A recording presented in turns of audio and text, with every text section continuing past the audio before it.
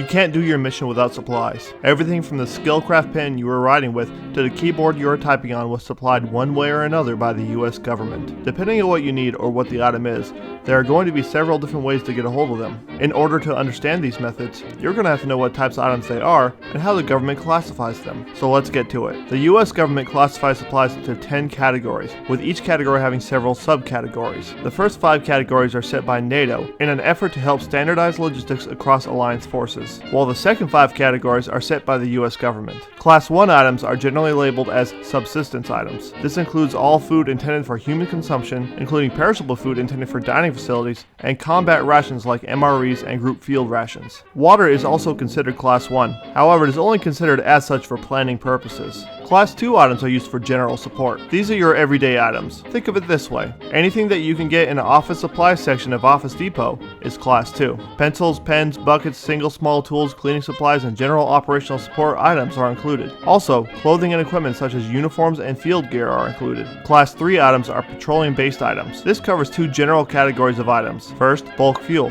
What you get from a gas pump or the back of a fuel tanker would be considered bulk, though this can sometimes include other containers, such as blivets, cans, and barrels. The class also includes packaged items. This can be fuel, but more commonly it's lubrication oil, grease, and other petroleum items. Class 4 items are generally engineering support type items, including construction materials like wood, nails, and concrete. It also includes barrier materials, such as HESCOs, sandbags, concertina wire, and barbed wire. At the end of the NATO list, we find Class 5, ammunition and explosives. Ammo, bombs, explosives, CBRNE, and pyrotechnics fall into this category, but some items that are associated with or support the use of ammunition and explosives will fall into this category as well. Class 6 items are personal demand items. Though the first thing going through your head may be alcohol, the category has many more items. Often, APHES controls the distribution of these items, so that anything that you find in an APHES can be considered a Class 6 item. However, some items such as sundry packs and other individual use supplies will fall under this category. Mail also falls underneath Class 6, though as much as you may like it, you can't order a care package. Class 7 items are your big supplies, otherwise known as major end items. Trucks, guns, computers, major toolkits, anything that is a final combination of other supplies ready for their intended use. They will be accounted for formally every time on a hand receipt or a property book.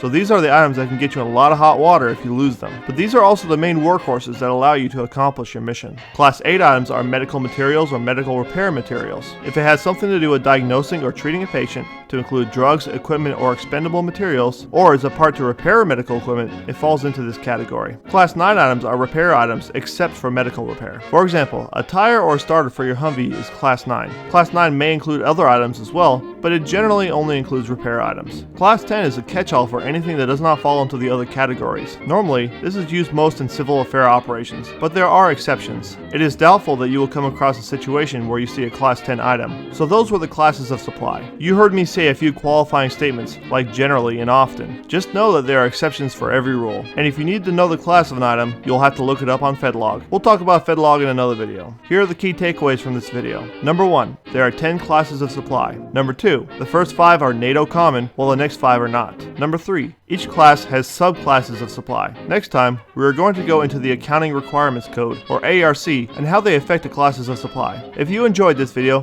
please click on the subscribe button, and until next time, remember, the Army goes rolling along.